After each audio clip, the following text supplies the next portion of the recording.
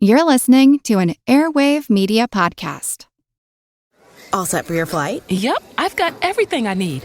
Eye mask, neck pillow, T-Mobile, headphones. Wait, T-Mobile? You bet. Free in-flight Wi-Fi. 15% off all Hilton brands. I never go anywhere without T-Mobile. Same goes from a water bottle, chewing gum, nail clippers, okay, passport. I'm gonna leave you to it. Find out how you can experience travel better at T-Mobile.com/travel. Qualifying plan required. Wi-Fi were available on select U.S. airlines. Deposit and Hilton Honors membership required for 15% discount. Terms and conditions apply. Welcome to From Beneath the Hollywood Sign. If you love old movies, Hollywood history, or the golden age of filmmaking, you've come to the right place. This is the podcast that talks about amazing stories of Tinseltown from another era and fascinating conversations with writer-producer Steve Cubine and actress-writer Nan McNamara. So, Steve, did Ava Gardner and Howard Hughes have a good relationship? Well, they did until he dislocated her jaw. What? Well, don't worry. She hit him back with an ashtray. From Beneath the Hollywood Sign is the gin joint for you. Recorded in Chicago, Illinois, with your hosts, Ken, Matt, Neal, and Jeff. This is Triviality. The cream of the crop! Hello and welcome to Triviality, the game where a lack of seriousness meets a little bit of knowledge. My name is Neal, and I'm joined in the studio by Jeff and Ken. Let's start with Ken. How are you feeling this morning? I'm pretty good. You were at a show last night? Yeah, I went to a local punk show with some friends, and my friends were in the band, so it was a good show. Were you in a mosh pit? I did not go in a mosh pit, no. Have you seen the video of Shaq in a mosh pit? I have not. At an EDM concert. That would scare me. I would not want to get into a mosh pit with Shaq. I've had some bad experiences, so I'm done with the mosh pits. He's got a lot of reach. You got to worry about that. He does have a lot of reach, and that's Jeff over there. He has large feet, large radius, and he dunks. And a big heart. A very big heart, you're right. And he does shimmy with the best of them for his, powder commercials. The Gold Bond, yeah. Commercials. Matt is not here. He decided to take a trip during our recording to do some spelunking in Sri Lanka, where he's going to be dressed as different characters from the Street Fighter franchise, and they all kind of drink tea in the mountains as they're spelunking. So, is Sri Lanka well known for its caves, or? If you find them, that's why you have to spelunk. Okay. Yeah, only if you find them. But joining us in studio today, instead of Matt, a definite upgrade here, are two Cruiserweight champions from Central Jersey. One has been on the show before, and that's Paul McLaughlin. How's it going, Paul? Doing all right. Little hungover, but I am going to be able to get through this. Yeah, he was also at a punk show yesterday, apparently. Yeah, what was the band? Screeching Weasel. Screeching Weasel, which makes me think of Pauly Shore. So... I don't know why, because he always used to say that, right? Screeching Weasel. Or just Weasel. Yeah. Good punk band. Dude in it is a little questionable, but good punk band, yeah. Well, speaking of dude, next to Paul, a friend of Paul who's also on this road trip, Joe Dudas. He's also a Patreon supporter like Paul. How's it going, Joe? No, it's going fine. Again, a little hungover, but I think we're going to, get through. I think we'll be okay. So both of you are hungover, both from Central Jersey. We know a little bit about Paul. We'll come back to you, but Joe, tell us a little bit about yourself. Born and raised in New Jersey. I work for an electric wholesale company, so like light bulbs and wire and stuff. I actually manage the solar department. We sell solar panels to contractors and stuff. Oh, sweet. So yeah, that's about it in a nutshell. And you've been on a trivia team with this guy for a while. Yeah, about a year. I'd 2 say years? two years or so we've been playing together. Yeah, you were at Geek Bowl together on the same team, right? Yeah. So we travel around, playing trivia like true nerds. It's fun. That's good. And Paul, what have you been up to since the last time we talked to you? Not a whole lot. Renovating the house has been the nice. biggest part of our life. Yeah, that's pretty much been it.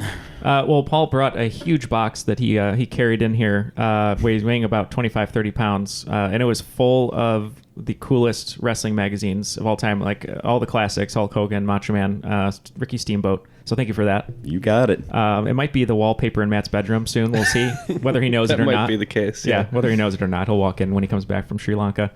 But you're both Patreon supporters, and we really thank you for your support. Of course. Thank you. And now that you're hungover, as you said, which we're kind of in that way every time we record, in some way or not, migraine, not enough sleep. But what would your team name? What would you like it to be? Generally Surly. Yeah, generally, yeah. Going back to before we were a team together, his team was always Cooper's Revenge. Yep. Okay. Mine was always Raging Smart On. When we got together, we just made it Raging Coopers. Raging Coopers, all right.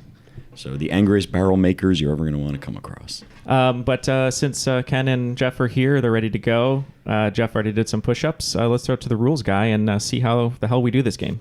The rules of the game are simple. 20 questions split into 2 rounds worth 10 points apiece. At halftime, there'll be a special swing round designed by this week's host. After regulation, players will enter the final round with the points that they've accumulated and will have a chance to wager 0 to 30 points on 5 categorized questions. At the end of the game, someone will be named the cream of the crop. The cream will rise to the top, oh yeah. Oh, yeah, that's how. Yeah. Cool. So Man, me and he's Jeff, lost weight since the last time I was here. Yeah, I think so. Yeah, it's the vocal cords. When you lose the weight in the throat, the voice goes higher. It's science. He's looking good. I've noticed in the studio the beard to no beard ratio has gone to 4-1. Yeah, right I shaved now. a little bit. Yeah, Our gentlemen guests have quite profound beards. Yep. So Paul, I think me and Jeff are going to be the beardos today. the Beardos. So the Beardos and the Raging Coopers. All right. So I'm going to try to keep score, but as you know, I'm not good with math, so hopefully someone will be doing a backup. I'll do a backup, yeah. All right. And for the first time ever, I'm reading my questions from my phone, which Ken does normally, and he does it very smoothly, but we'll see how it goes for me. So smooth. It is smooth. Like Matchbox 20 meets Carlos Santana. That's smooth. Let's start the game here. It's going to be somewhat of a theme-ish. There's a lot of connective tissue here. It's kind of like it's in its own universe, but you'll see what I mean. So question 1, if you all are ready. Triviality Cinematic Universe. The Triviality Cinematic Universe, which would be a great episode with all the different characters. All right, number 1. Daniel Tiger is the central character in an animated children's show based on a recurring character from a fictional kingdom appearing on what long-running television series? We're locked in. Same here, and this is when I'm so glad to have kids.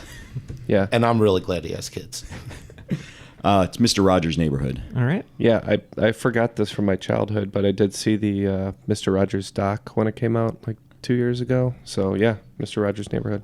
It is Mr. Rogers' Neighborhood. Points across the board. Yeah, our niece Aria watches the show, and it has Daniel Tiger putting on his shoes and zipping up his cardigan, just like the man himself that Tom Hanks will be portraying pretty soon. So yeah, I was having a mental block on that name Daniel Tiger, but it was like so familiar to me. I just had to like put it together for a second. But it could be like the name of Ralph Macchio's, I don't know, like tough persona in Karate Kid, I guess. All right, moving on right along to number 2. It may be Daniel Tiger's neighborhood, but Disney's The Lion King has certainly been king of the jungle at the box office. 2 performances highlighted by critics are given by Billy Eichner and John Oliver, most known for their Emmy-winning and Emmy-nominated TV programs. If you take the titles of their 2 TV programs and swapped their own names with the characters they play in The Lion King, what would those television programs be called? Your questions are so confusing, Neil. I wanted it to be a little bit of a path. So yeah, Jeff, I know the characters that they play. Yeah, so do I. Okay. All right, we're locked in. Okay. Oh, good. Okay. So feel free to talk it out, guys. What do you think? All right. Now, So it's last week tonight with John Oliver. Right. So he's the bird. I have no idea who is actually playing who in this movie. No, so he's the bird. What's the bird? Zazu. Yeah. I'm just going by his accent. Yeah. You know, okay, he would be Zazu, and He does sound like Mr. Bean. yeah.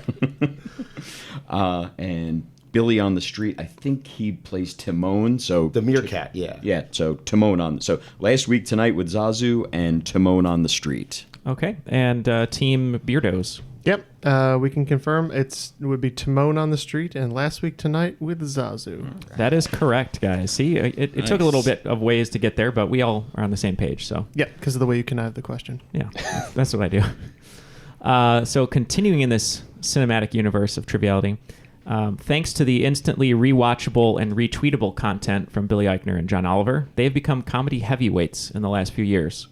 Muhammad Ali, George Foreman, and Joe Louis were heavyweights in a different way. And three of the best boxers to ever wear the gloves.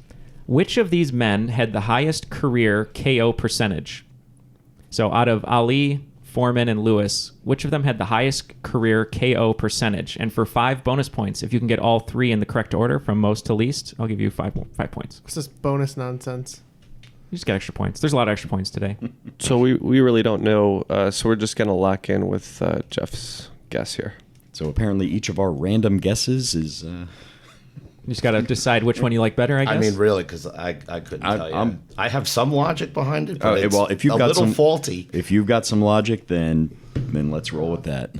So I like Foreman, then I like Lewis, then I like Ali. I think Ali was more of a technical knockout, more than like George Lewis or George Foreman would just beat you in the face. Foreman, Lewis, Ali for Raging Coopers, and Ken and Jeff? We're going to go Lewis, Ali, Foreman, because we know that Foreman is more of a knockout in the kitchen area. I was just going to say he knocks out the fat of chicken.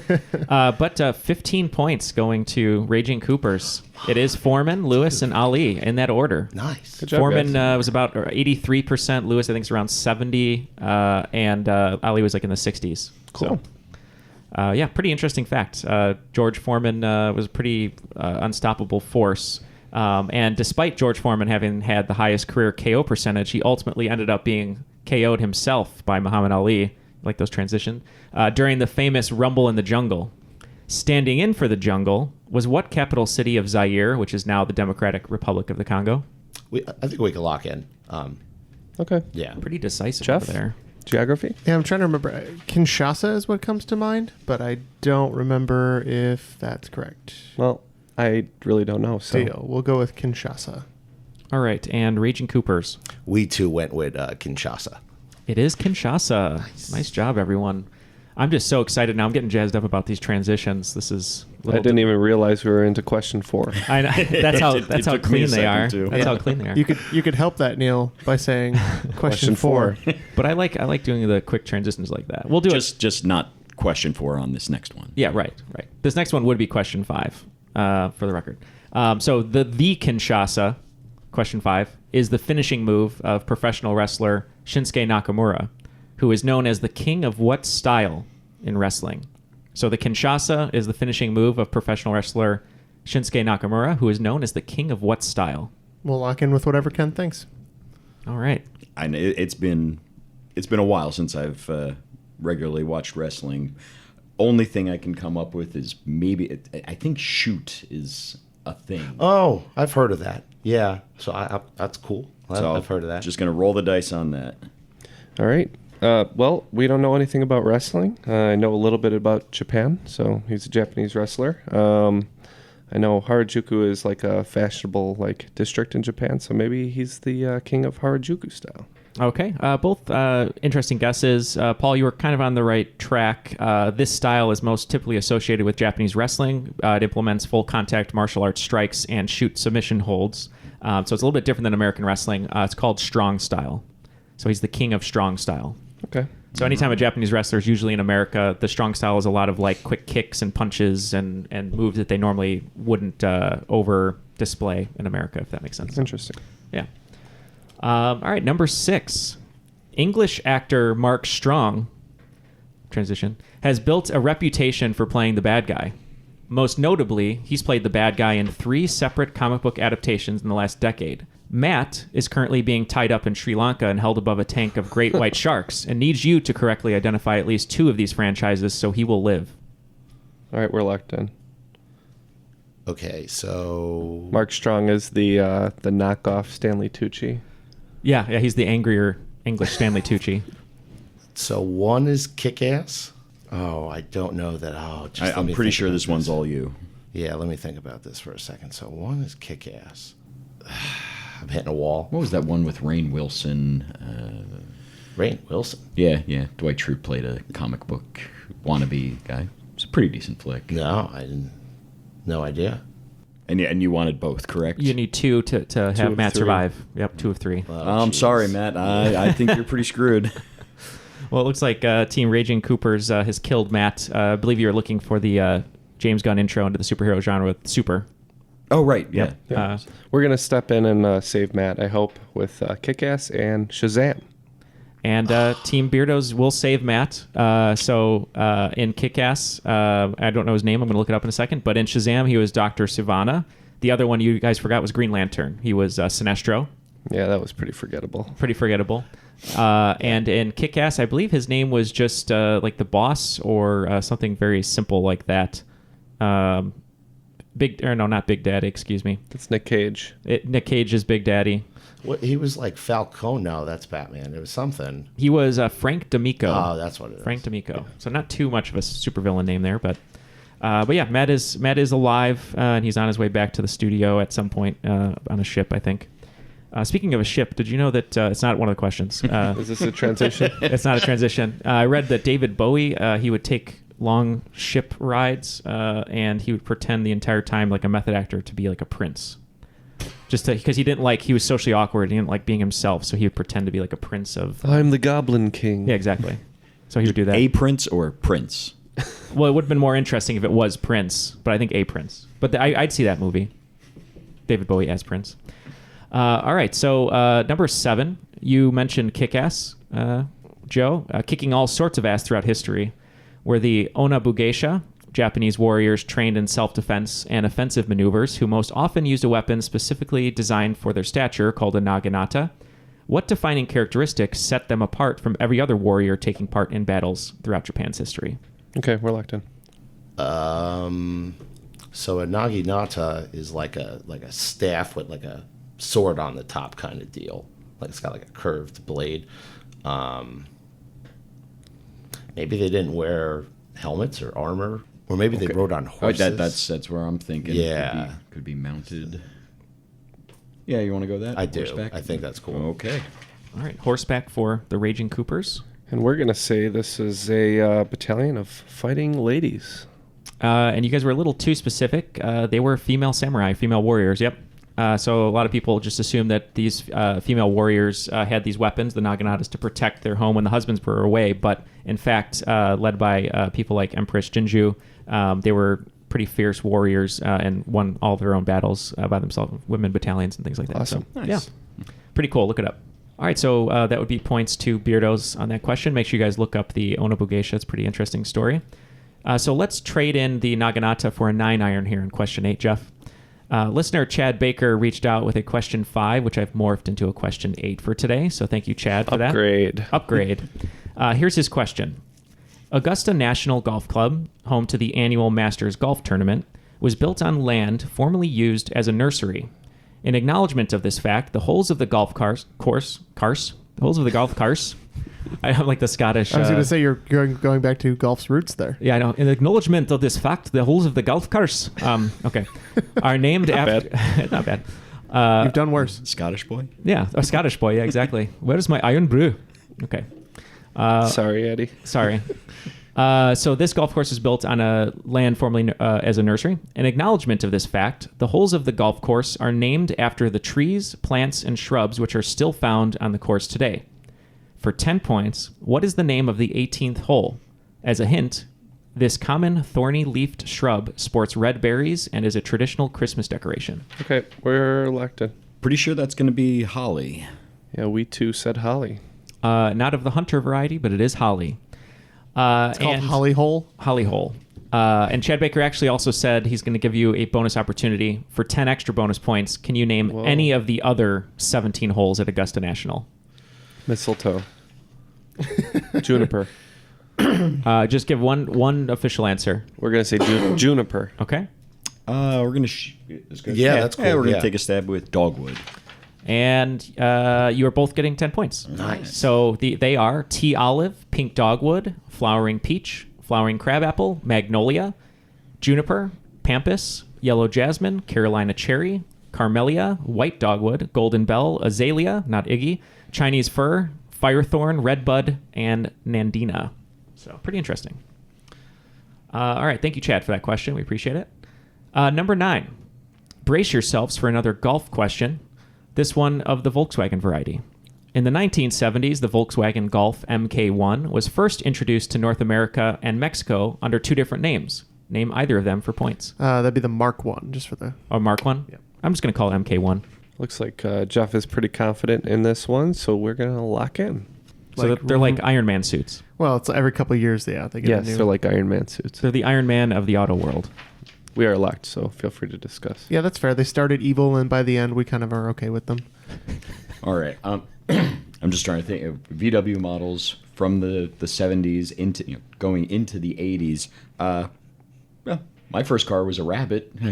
Maybe they from what I remember of the Golf, I think that they were very similar looking. So that wasn't a Jetta, the Rabbit. I mean, I know literally nothing about cars, and that was well before my birth. Yeah, the Jetta and the Rabbit were two very different ones.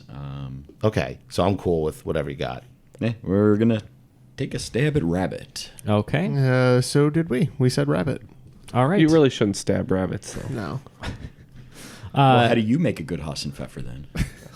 So the correct answer is Rabbit and Caribe. It's from Mexico. Caribe. I'm not sure how to pronounce that, but Caribe. Is there a thingy over the Caribe, maybe? Yeah, no thingy. But yeah, Rabbit or Caribe. Caribe. Possibly. But yeah, those are the two answers. So points to both teams. Nice. Shout out to my first car. So you don't know anything about cars, but do you know the Teenage Mutant Ninja Turtles car? The van? Yeah. Oh, I totally had the van as a kid. Do you know the name of it? Oh, no. I think it's the Shell Razor, but I'm not sure. Or it's just the turtle van. No, I had the van. I had the helicopter. I had the actual sewer that it, had me the too. pipe that went down. Oh, dude. Yep. I had all of those figures, and I decided just to sell them, and I should have kept them. I had all the Teenage Mutant Ninja Turtles, and I had all the Ghostbusters figures, beginning to end, and I just let them go. That insane non sequitur brought to you by Joe's Teenage Mutant Ninja Turtle shirt, which you cannot see, listeners. Or cannot see or cannot buy. All right.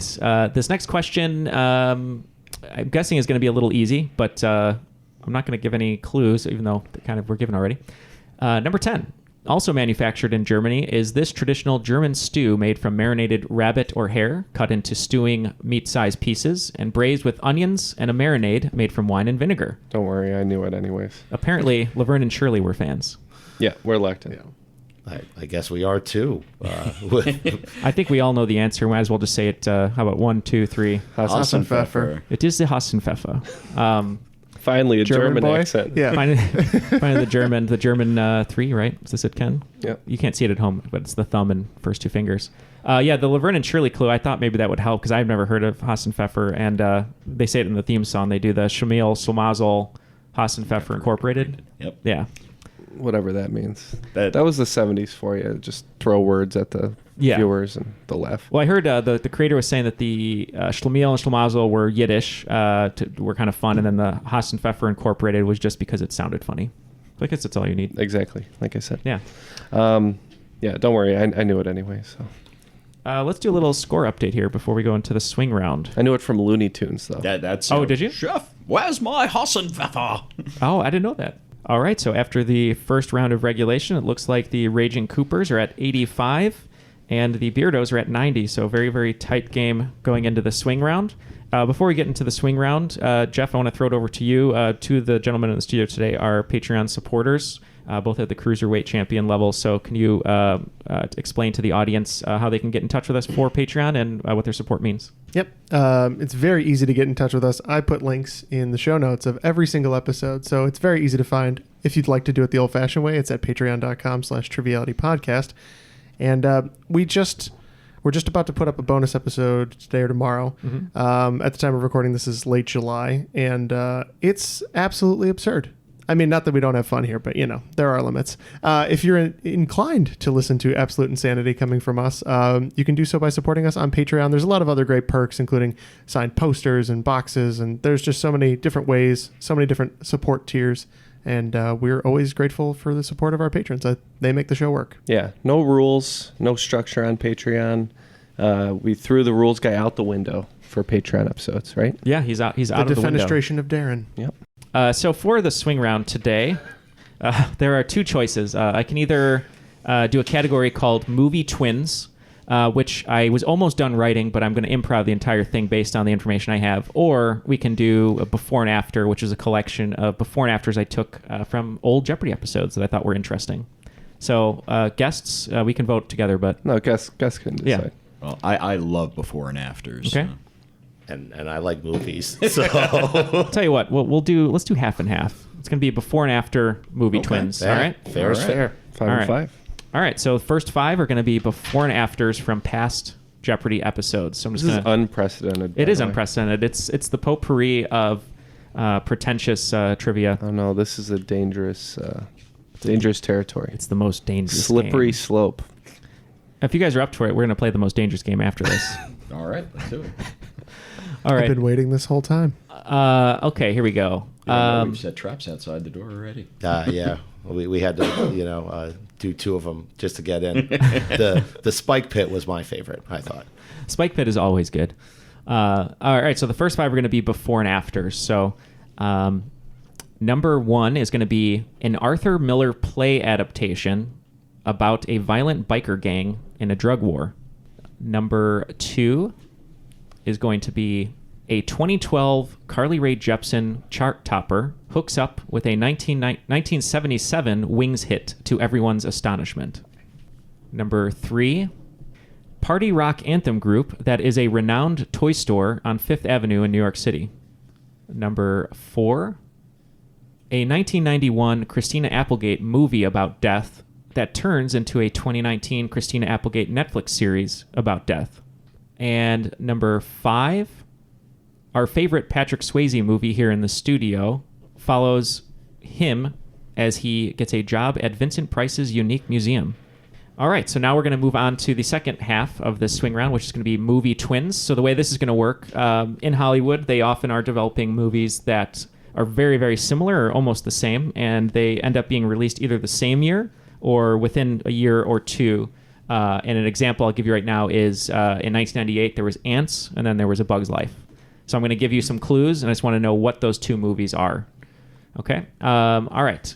So this was 1995, and these were 2 movies that made Americans obsessed with pigs. The next one, number 7, is going to be 2 films following the life of the writer of In Cold Blood. Number 8, 1998 and 1999. One had a comedic actor, one had a dramatic actor, and both were around the subject of reality TV. Number 9, 1989. Both films were comedic, and both films were about a detective and a dog. And the final one, number 10, 1994 and 1993. Both films about a kid who gets involved with a baseball team, one in Minnesota and one in Chicago. So as the competitors go and talk about their answers and for the questions, here's a few other ones for you guys that were kind of fun that were released. 98, you have Armageddon, Deep Impact. In 2004, you have Chasing Liberty and First Daughter, about the first daughter, I suppose. 2011, Friends with Benefits and No Strings Attached. One of Ken's favorites, 2006, The Prestige and The Illusionist. One that's often forgotten, 1986, Top Gun and Iron Eagle with Lou Gossett Jr. One of those got overshadowed a little bit. Yep. Top, what was it again? Top Gun. Top Gun, starring an up-and-comer. So just an Iron Eagle knockoff. Huh? Just, yeah, exactly. Yeah, except that one also had like a weird sub-theme where they did like a beach volleyball thing. So it's really a volleyball it's movie. A hard pass. His rival in Iron Eagle was named Nice Man. Oh, Nice Man. You're hazardous. That was a good impression. 93, 94, you had Tombstone and Wide Earp. And then our favorite here in the studio, I think, because we all mentioned it immediately, would be 1997, Volcano and Dante's Peak. So, all right. So all the answers are locked in. So let's start with the first 5, which were before and afters. So I will reread the clue, and we'll start with, we'll go with the Raging Coopers and then Beardos for the order here. So the first one was Arthur Miller play adaptation about a violent biker gang in a drug war. What'd you guys have? Well, I knew the biker part was, well, I'm pretty sure that it was Sons of Anarchy, trying to come up with an Arthur Miller play that ended with Sons, and really drew a blank, so just took an educated stab at My Three Sons of Anarchy. Wow, okay. That's a really random coincidence. Because it's exactly what happened with us. And we did know that there was a Futurama episode called My Three Sons, and we wouldn't put it past them to make a Arthur Miller joke, so My Three Sons of Anarchy. Okay, you were very close. Sons of Anarchy was correct. I think My Three Sons was a TV series, as you were saying. It was. But the play was just on Broadway. It's called All My Sons. Yeah. So All My Sons of Anarchy. Shucks. Number 2 Good was... Good game. A 2012 Carly Rae Jepsen chart topper hooks up with a 1977 Wings hit to everyone's astonishment. Raging Coopers? We went Call Me Maybe I'm Amazed. All right. And Beardos. Is that seriously it? I thought it was Baby, I'm Amazed, but we were joking, but we said, call me Maybe, I'm Amazed. That is correct. Points on the board for both teams. I didn't even know that was Wings. Cool. Let's go on to the next question. Question number 3. It is Party Rock Anthem Group that is a renowned toy store on 5th Avenue in New York City. So let's go to Raging Coopers. That's LMFAO Schwartz. Okay, and Beardos? Yep, we had LMFAO Schwartz. That is correct. Points to both teams. All right. Next question. 1991 Christina Applegate movie about death that turns into a 2019 Christina Applegate Netflix series about death. We went with Don't Tell Mom the Babysitter's Dead to Me. Okay, and Beardos? Yeah, we really mucked this one up. We went with Day of the Dead Inside. Okay, that's a different movie. That'd be pretty fun, though. It is Don't Tell Mom the Babysitter's Dead to Me.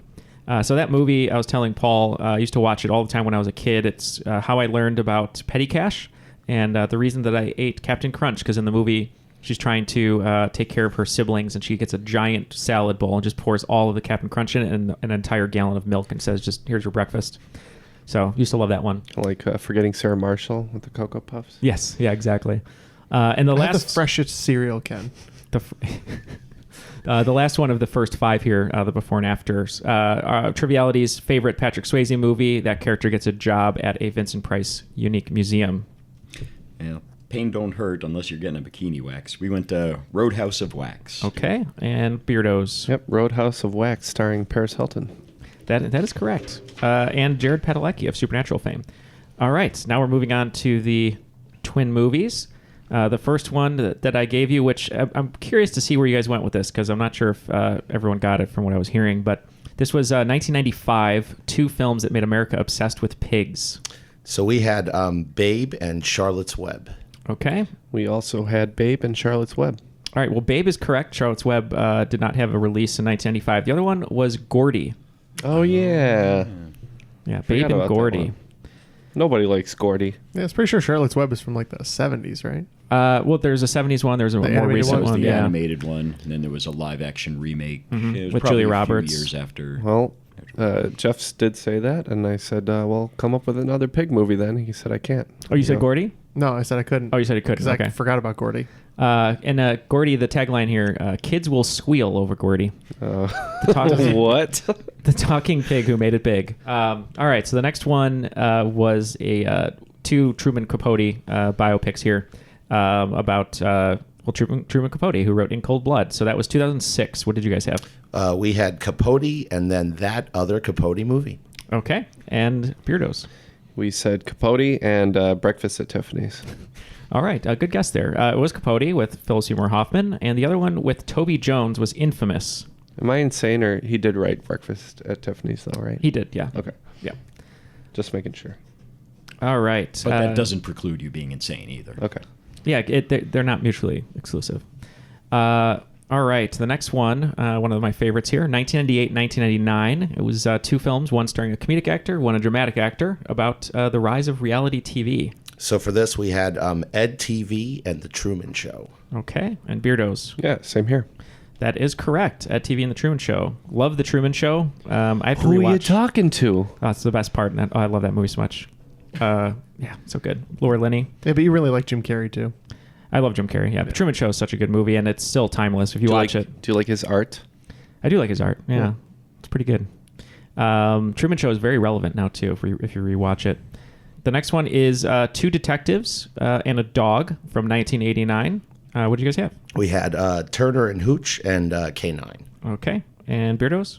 Yeah, we had Turner and Hooch. Couldn't come up with the second one, so the way I know about major literary works, we said Wishbone. Ah, Wishbone, yes. So Turner and Hooch, starring Tom Hanks and whatever the dog's name was, and James Belushi in K9 with whatever the dog's name was. And K9 here, looks like the tagline is, meet the 2 toughest cops in town. One's just a little smarter than the other. All right, and the last one here, 2 favorites if you're a fan of baseball. Both about kids getting involved with a professional baseball team, one from Minnesota, the other from Chicago. Raging Coopers, we got. We had Angels in the Outfield and Rookie of the Year. All right. And we had Rookie of the Year and Little Big League. Well, Angels of the Outfield was the California team, but it was Little Big League for the Minnesota Twins, and Rookie of the Year, Chicago Cubs. So points to Beardos on that one. All right, well, after the swing round, it looks like the Raging Coopers picked up 30 additional points, and Beardos picked up 25 additional points. And Ken, I believe you said something about the score. We're tied. We're tied going into round 2. This is exciting. The drama is real. It's nerve-wracking. It is nerve-wracking. Just wait till we get to the physical portion of this episode. Okay, moving on to round 2. Still going to be a little bit of connective tissue, sort of like the first round. We'll see how this one goes. Number 11. Texas native Jarrett Reddick is known for many things, being the voice of Chuck E. Cheese, creating the series theme song for Phineas and Ferb, and most notably is the lead singer of what pop-punk band whose most famous hit was actually a cover of an SR-71 song? Does SR-71 ring a bell? Not at all. This is sounding like a Bowling for Soup thing again, but I don't think it is. Jared Reddick. Pretty well versed in my pop-punk, so... Gosh, this one's killing me because I know these bands pretty well. Let's say well, if whose most famous hit was a cover? Yeah. You think 1985 is a cover? No. And I know that band a little bit too. I just can't put my finger on what that song was.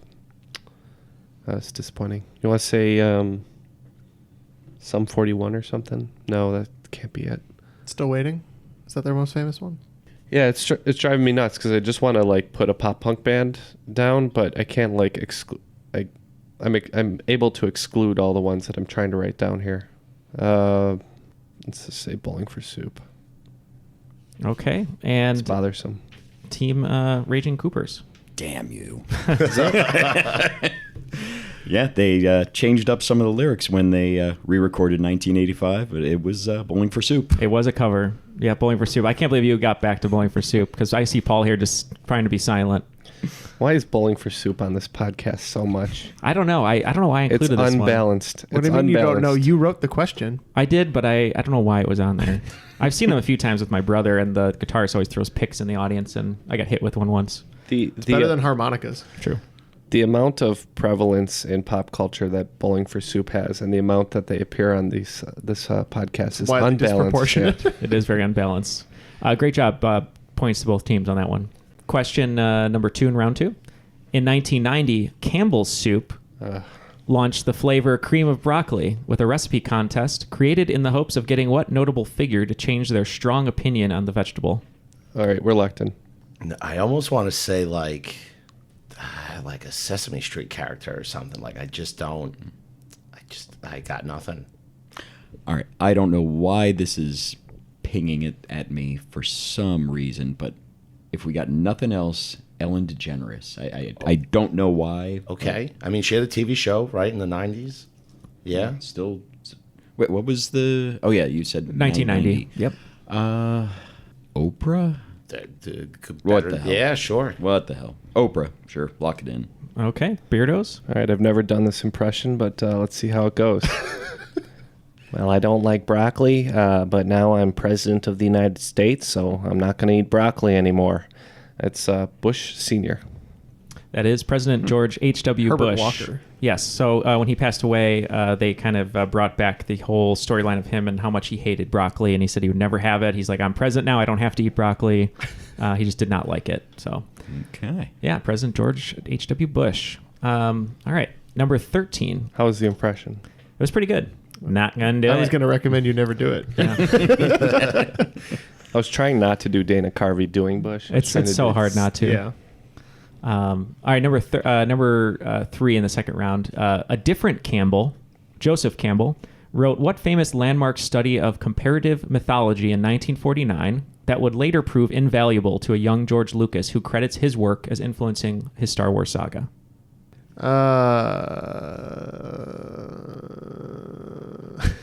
We're in. We're done. We're done with this question. Well, I grew up with Star Wars, a huge Star Wars fan. Read so much about everything about it as a kid, and I have 0 here.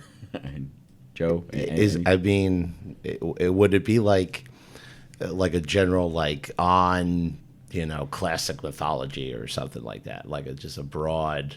Well, you got to start every great book title starts with on, right? I mean, or a treatise. Campbell's Guide to Comparative Mythology. Yeah. Sure, let's lock that. Okay, Beardos? We're just going to say the Pantheon. The Pantheon. So Joseph Campbell was an American professor of literature at Sarah Lawrence College who worked in comparative mythology and comparative religion.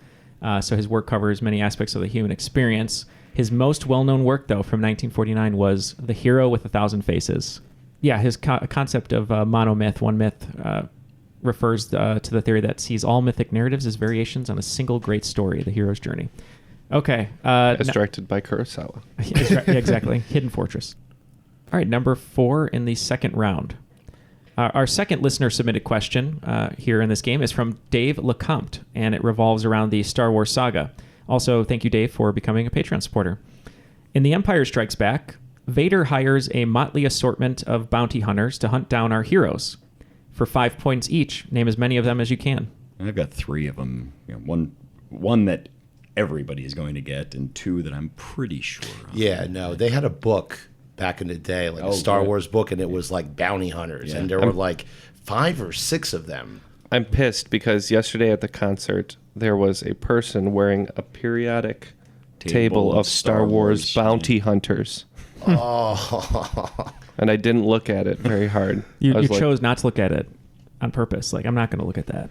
I read the title. I'm like, this is unappealing to me. When will this ever be relevant? Tomorrow, maybe. So we're locked in with 1. Okay, let's hear your 1. Boba Fett. Oh, that's right. So 5 points for you. Boba Fett is correct. What about you guys? We have Boba Fett, IG-88, and Bosak. How would you spell Bosak? Bossak. I'll give it to you. It's Bosk or Bosk. Bossk. But yeah, so Bosk, IG-88, Boba Fett, Dengar, 4-LOM or 4-LOM, and Zuschus or Zuskus. Zuschus. I knew there was another droid one because they like hang out together. So it'll be 15 points to Raging Coopers, 5 points to Beardos. Little separation there. All right, so for question 5 in the second round, we had 6 bounty hunters the question before, and now we're going to talk about 6 Wives. 6 is a smash hit British musical and modern retelling of the lives of Henry VIII's wives presented as a pop concert, currently in Chicago. The show makes use of the famous mnemonic revealing their fates: divorced, beheaded, died, divorced, beheaded, survived. I'm going to give you the famous mnemonic device used to remember their last names. Arrogant boys seem clever, Howard particularly. Can you name 3 of the 6 wives of Henry VIII? Okay, we're locked in with 3. Well, actually, we have 6 guesses, but hopefully 3 are correct.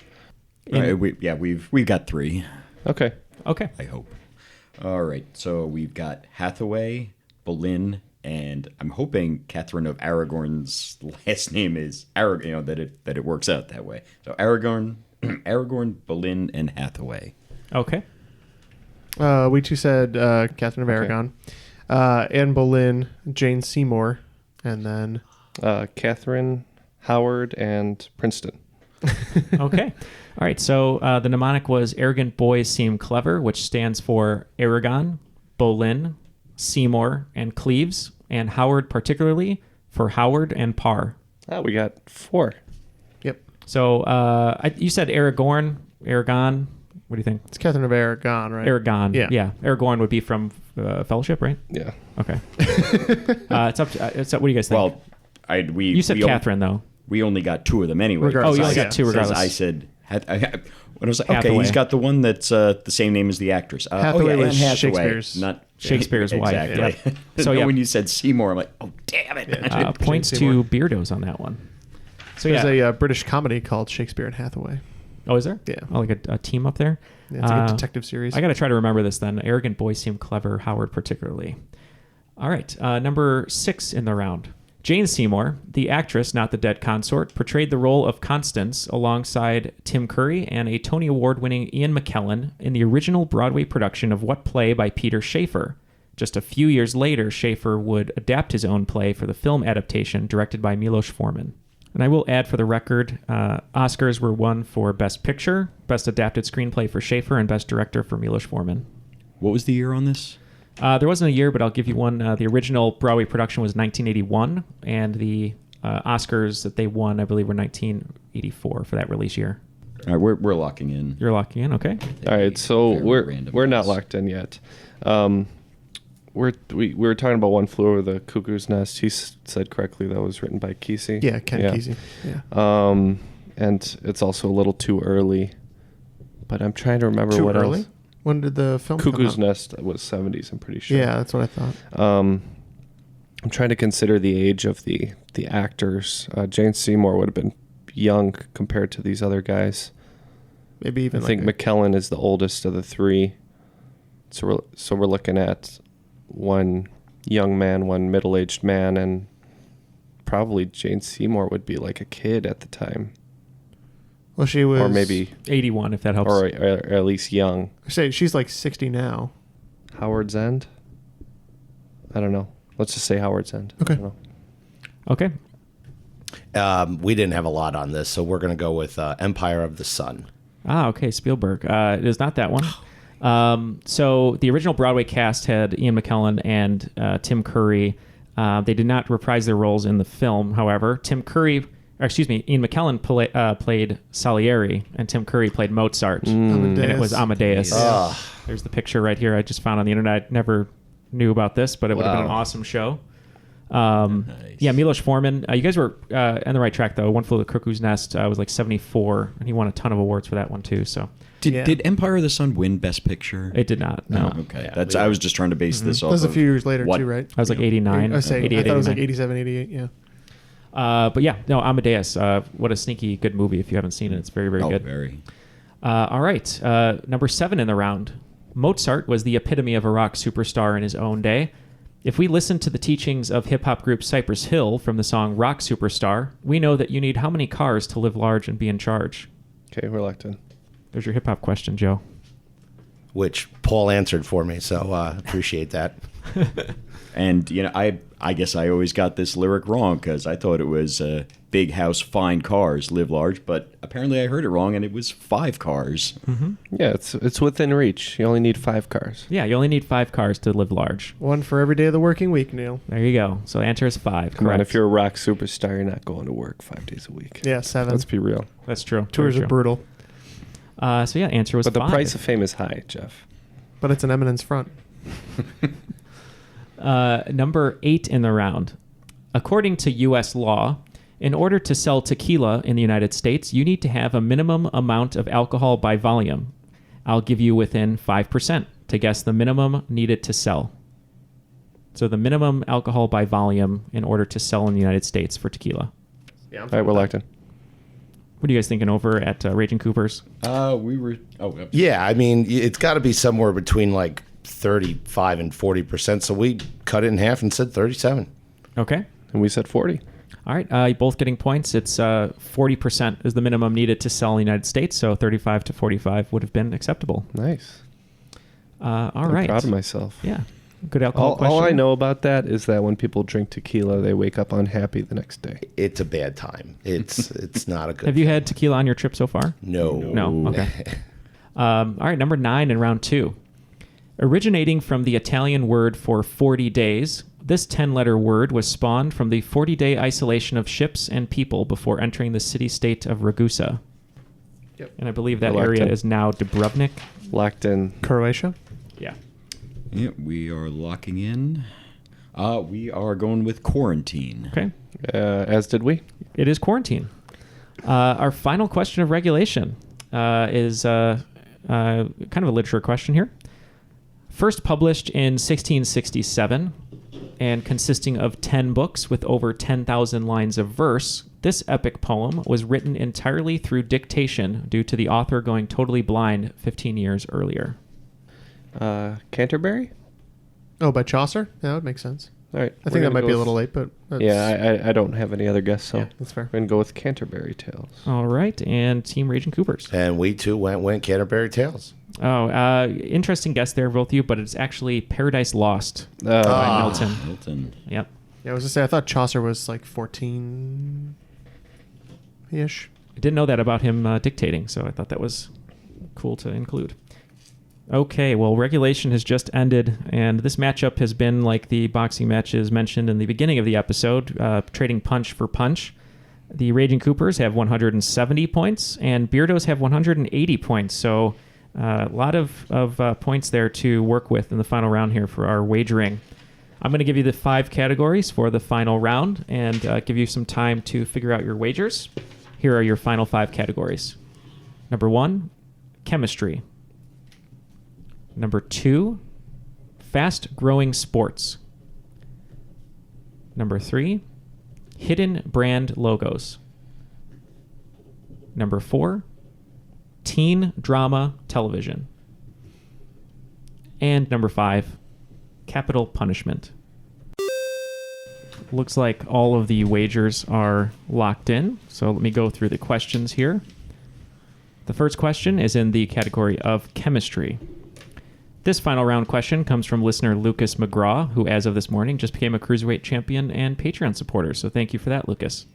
His question: it is a well-known fact that the elements on the far right column of the periodic table are known as the noble gases. The column to the left of them are known as halogens. But what is the name of the elements in the column to the left of halogens that includes oxygen, sulfur, selenium, tellurium, polonium, and livermorium? Question number 2, in the category of fast-growing sports. Beginning its first season in 2018 in partnership with private investors, the MLR is about to enter its 3rd season in 2020 and will have 12 total teams facing off against each other, including the Seattle Seawolves, the New Orleans Gold, and the Austin Elite, to name a few. This league represents what sport that is on the rise in North America? Number 3, in the category of hidden brand logos. Home to the Matterhorn Mountain and known as the City of Bears, Bern, Switzerland is home to this chocolate company that hides an image of a bear inside a mountain on its triangular packaging. Number 4 in... And by the way, it took a long time to see that bear for me. Me too. Me too. Number 4 was in teen drama television. Featuring a vibrant ensemble cast led by actress Zendaya and transgender model turned actress Hunter Schafer, what teen drama series, an adaptation of the original Israeli series of the same name, is a no-holds-barred look at drugs, trauma, and gender identity in the teenage community? That's what we get. We bet all wrong here. And number 5 in the final round, category is capital punishment. This question is not about the death penalty, but I'm going to punish you with some capital facts. Can you name all 4 U.S. state capitals that share the same first letter as the state they reside in? All right, we'll go discuss and get back with the answers. All of the answers are locked in, so let's go over these questions one more time and get our competitors' answers. Question 1 was in the category of chemistry, and it was from our new Patreon supporter, Lucas McGraw. Question was, it's a well-known fact that the elements on the far right column of the periodic table are known as noble gases. The column to the left of them are known as halogens. But what is the name of the elements in the column to the left of the halogens that includes oxygen, sulfur, selenium, tellurium, polonium, and livermorium? So let's start with Beardos. What was your wager? Well, we made a huge mistake because we bet 30 on this one, and we thought Neal had written this question, assuming it would be easy. But we guessed alkaline because we had quite a lot of trouble here. Okay, and the Raging Coopers. Yeah, we made a huge mistake. We bet 30 on this one because we thought Neal had wrote it. I was so ticked when you actually said halogens. I thought that was when it would be your question, what's next to the nobles, but you went one too far to one where we had no idea. So we just took a stab at common gases. Okay. Well, the greatest trick the trivia host ever played was making you think it was going to be a question he wrote. No, the answer is chalcogens or chalcogens. Okay. Yeah. Okay. I don't know what that means. Word I have never come across in my life. Yes. So thank you, Lucas, for... Looks like Jeff is verifying right now. Yeah. Yeah, the one just to the left of that, if you want to keep going further, is apparently called the pnictogens. Never heard that one either. Okie dokie. Yeah. The more you know. The more you know. And alkali metals, Ken, all the way on the left. Gotcha. Followed next by the alkaline earth metals. Okay. Followed by the alkaline trio. Yes. All right, so 30 points pulled from each of your scores there as a big loss there. Just feel all the warmth going out of the room. Category 2 was fast-growing sports. Beginning its first season in 2018 in partnership with private investors, the MLR is about to enter its third season in 2020 and will have a total of 12 teams facing off against each other, including the Seattle Seawolves, the New Orleans Gold, and the Austin Elite, to name a few. This league represents what sport that is on the rise in North America? Raging Coopers. We went with Major League Rock, Paper, Scissors or Rochambeau, depending on how you want to call it. Okay. And what was your wager? 30. Okay. Yeah, we went 30 all the way down. Oh, 30 all the way I down. hope that's not it, but we assumed ML was Major League and R was maybe rugby. All right. Well, since you guys are over in New Jersey, the team closest to you is is the Rugby United of New York. So it is Major League Rugby. Yeah, I follow them on Facebook. Met some of the players when we were in Vegas. Did you? Well, yeah, there was a big rugby tournament going on while we were all there. Yeah, I forgot about that. And met players, and they really hyped up the MLR. Yeah, they got some cool team names. It was funny. You guys didn't hear in the studio. You didn't hear it, but they were talking about Major League Wrestling, Major League Rochambeau, a couple other ones that were great. But yeah, Major League Rugby. So minus 30 for Coopers. And what did you wager? 20. 20. So plus 20 for the Beardos. All right. Category 3 was in hidden brand logos. I might have given too much information, but that's okay. Home to the Matterhorn Mountain and known as the City of Bears, Bern, Switzerland is home to this chocolate company that hides an image of a bear inside a mountain on its triangular packaging. So, Beardos, what did you wager? We wagered 20 on this one. As I said, took me so long to see that bear, and when I did, I was very angry with myself. Much like Leo, took you a while. Yeah. With the bear. The Revenant. Okay. We wagered 20, and we went with Toblerone. Okay, and Coopers. Yeah, we also went Toblerone. All right, it is Toblerone. All right, the next question was in the category of teen drama television, featuring a vibrant ensemble cast led by actress Zendaya and transgender model turned actress Hunter Schafer. What teen drama series, an adaptation of the original Israeli series of the same name, is a no-holds-barred look at drugs, trauma, and gender identity in the teenage community? Raging Coopers. We put Euphoria. Okay. Your wager? 30. Yeah. Which is what we would have been experiencing if we bet points. Yeah, this was our second huge mistake. We assumed this would be a show that we'd never heard of from the 90s or something like that, and we wagered nothing, but we put Euphoria. It is Euphoria. So interesting play here by the Raging Coopers. They've basically are at 0. They netted out 0 here with those last 4 answers. So it's going to come down to this final question here, I think. The category was capital punishment. This question is not about the death penalty, but I'm going to punish you with some capital facts. Can you name all 4 U.S. state capitals that share the same first letter as the state they reside in? Let's start with Raging Coopers. Yeah, so this was a fun one. Pulled the last one literally at the last second. So we did Anchorage, Alaska, Indianapolis, Indiana, Honolulu, Hawaii, and Oklahoma City, Oklahoma.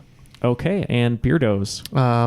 I don't know if we're right or not, but I'm almost positive that Juneau is the capital of Alaska. So we said Indianapolis, Indiana. We said Oklahoma City, Oklahoma. We said Honolulu, Hawaii, and Dover, Delaware. And what was your wager? 20.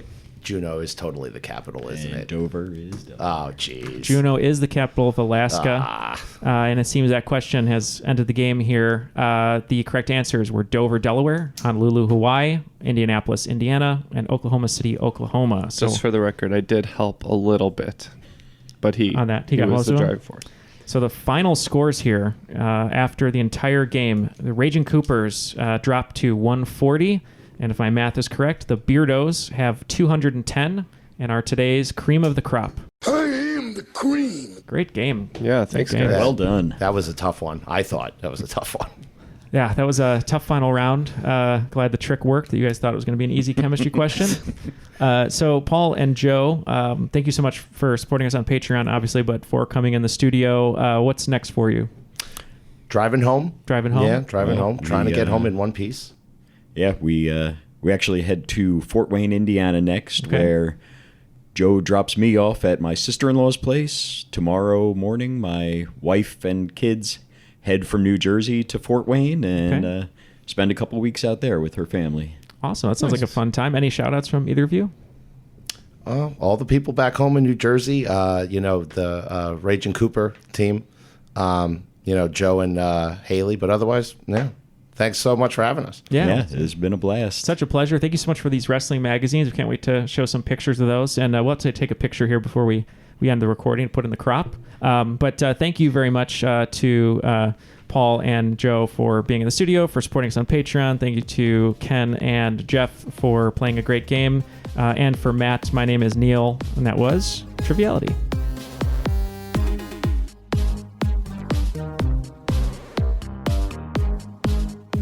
Come from fucking heart.